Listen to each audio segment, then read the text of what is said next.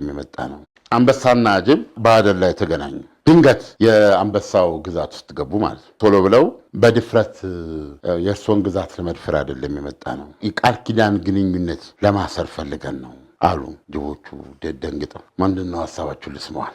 ጌታዬ፣ እኛ ከእርሶ ጋር አብረን ማደን ፌር በሆነ መንገድ ከእርሶ ጋር ብንካፈል የትም ቦታ ላይ እናድናለን እና አድኑን አብረን አድነን እንካፈል የሚል የሰላም ሀሳብ ነው። እኔማ ዋናው ሰላም የናፈቀኝ ሰው ነኝ እኮ።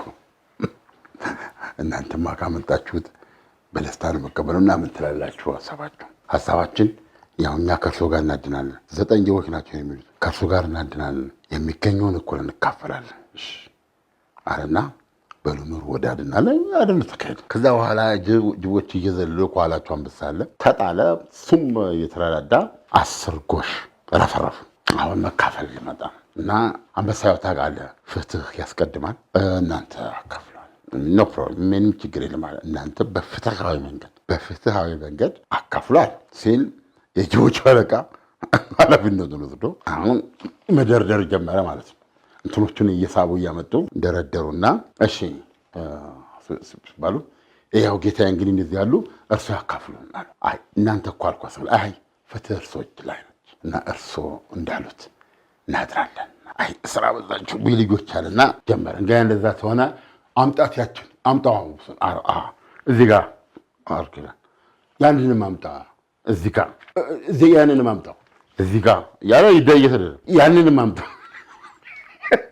አሁን በሙሉ 10 ጎሾች ናቸው። 9ኙን እዚህ ጋር ደረድራቸው። አሁን ቀጥሎ እናንተ ተደርድረዋል። ራሳቸውን እንደዚህ ከፊት አጠር ያለ ከፊት ከኋላ እንደዚህ ወደ ጎን ተደርድረው ጅቦቹ ተደርድረው 9ኙ እና ያቺን ጎሽ እዛ ጋር ሰዎች እዛ ጋር አረጋና አሁን መቁጠር ጀመረ። አሁን አንድ ጎሽ ጅቦቹ ጋር ተጨምሯል። ጅቦቹ ስንት ናቸው? 9 ናቸው። ከጎሹ ጋር ስንት ናቸው? 10። ቋን ቆጠረ።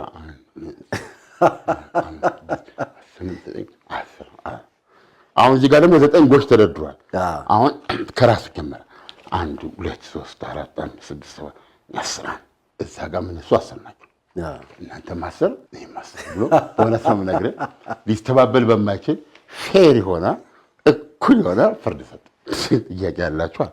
የለም እና ያችን አንድ እየጎተቱ ሄዱ። ለካ እነሱም አለቃ አላቸው። ያችን እየጎተቱ ዋናው የጅብ ሻለቃ ያለበት ቦታ ላይ ሲደርሱ እዛ ንጉሱ የጅቦች እየጠበቁ ነበር።